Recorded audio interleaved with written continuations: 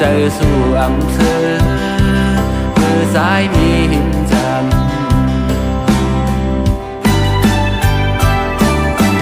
สาวน้องนางนั้นลักเพมาคู่จันออกเป็นสองแมงไผ่แทงน้องโอ้นางการใส่นางน้องเคยวนจึงดื้ออำหักกันยาวก็แต่มีโลกลายเคยลืมกันมีดังน้ำปองเจอยาวสายปองเจอยาวเขายามมันแหลกลายใจกุนปันใจสู่แหลกลาย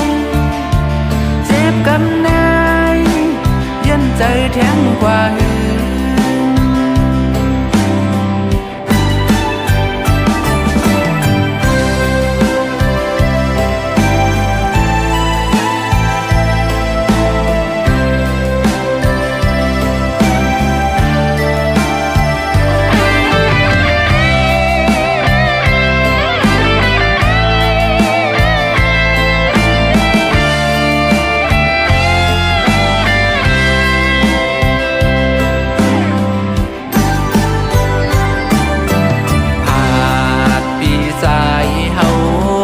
มือเสาจอมเพลตุยนางน้องอับซื้อไว้ในใจเพิ่นเจอสู่อำอานป้องมาขึ้นจูบี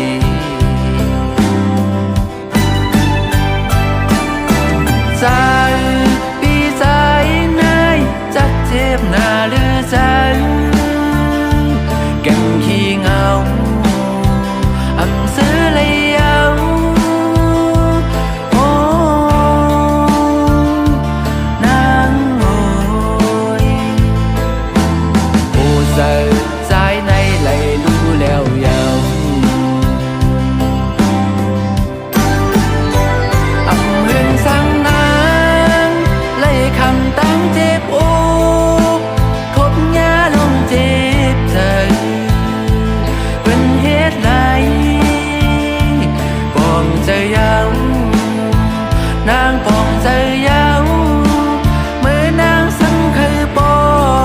หาคืนอยู่เลยจอมปีนายเจ็บกำนายเป็นหือไว้ล่าสุด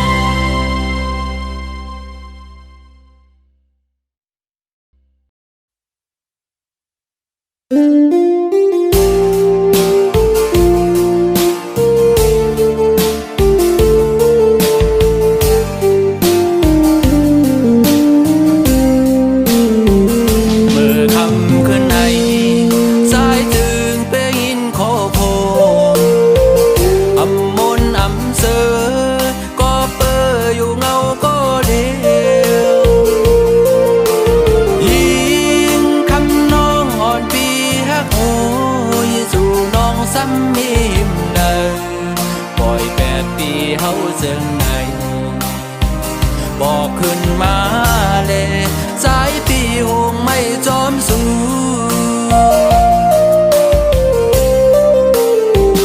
สั่งบอกมาไหน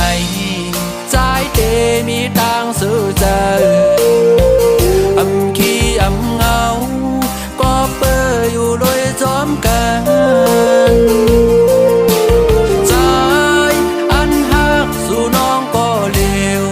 สาวน้อยตั้งเจอลาอำอานทักแทงก็เลยยุ่งเจอสายแล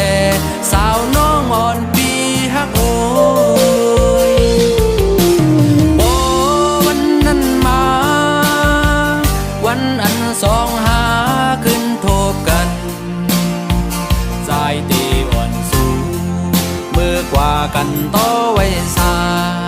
กำตีบ่แม่ตั้งสองได้กว่าสู้ต้องหอดถึงมวยต่อลอยพระนันเสอย่าเฮาสองไล่ผาดกันแทงเย้านา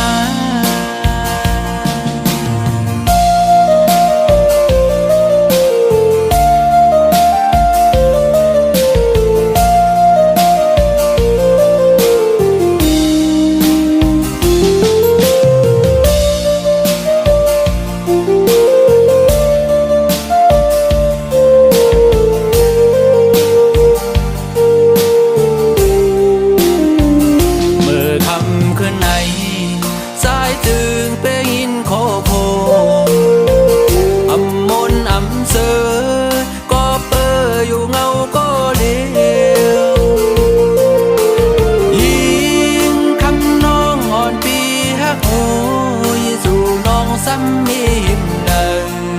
ปล่อย8 ปีเฮาจังไงบอกขึ้นมาเลยสายปีหงไม่จอมสู้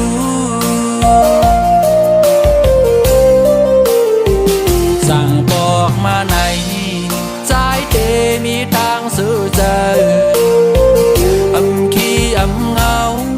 ก็เปื้ออยู่โดยจอมกัน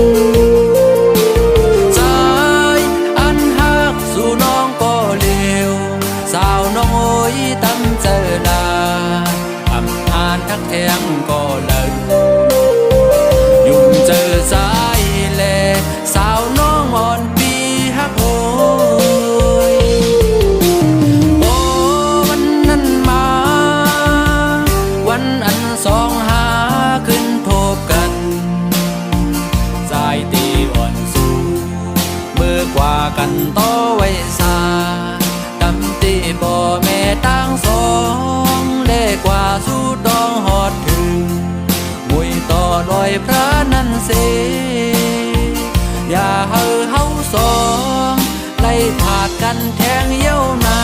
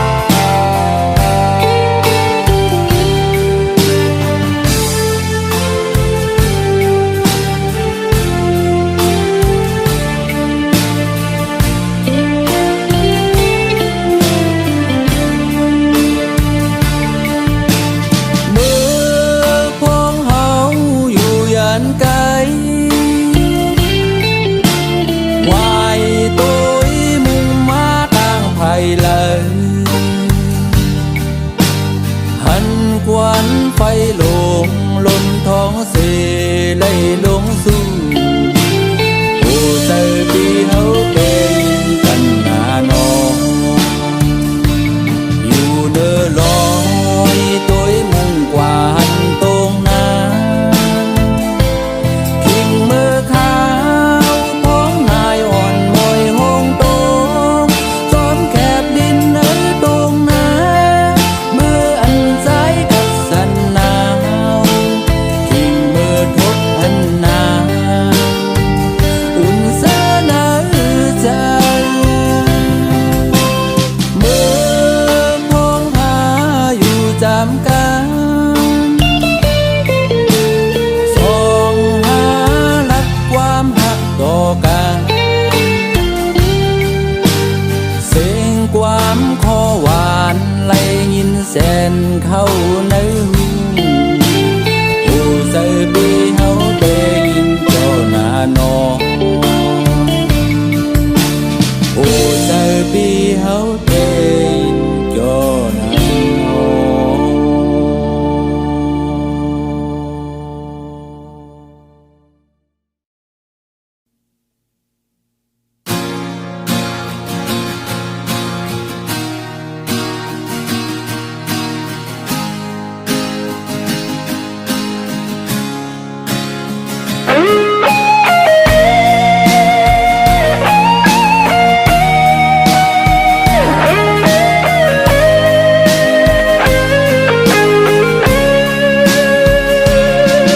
มือพอ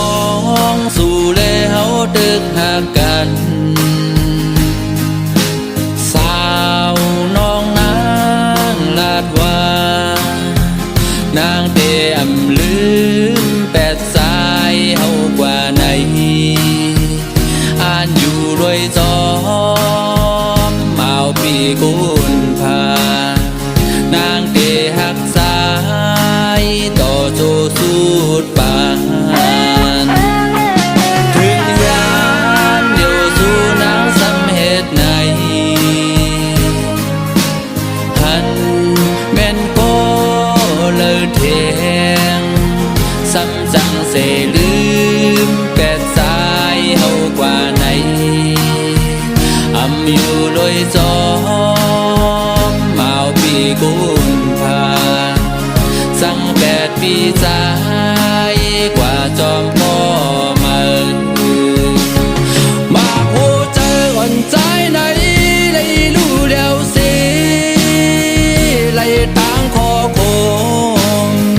น้ำตาจึงหยดจนน้องอ่อนเยาว์กบสั่งนางเฮ็ดจังไหนก็เปิดใจผ่านหน้าหือกบว่าใจหังจะต้นตาสูง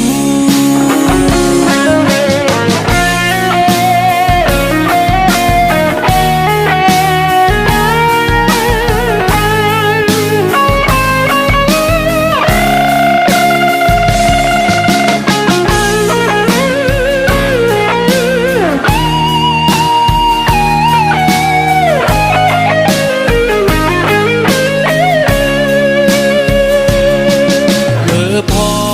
งสู่เลเฮาตึกหากัน สาวน้องนางลาดว่านางเตอำลืมแปดสายเฮากว่าไหนอ่านอยู่รวยจอมเมาปีกุนพานางเตหักสายต่อโจสูดปานถึงยามเดียวสู่นางสำเหตุไหนหันแม่นก็เลยเทียงซ้ำจังเสลืมแปดสายเฮากว่าไหนอำอยู่ลอยจอ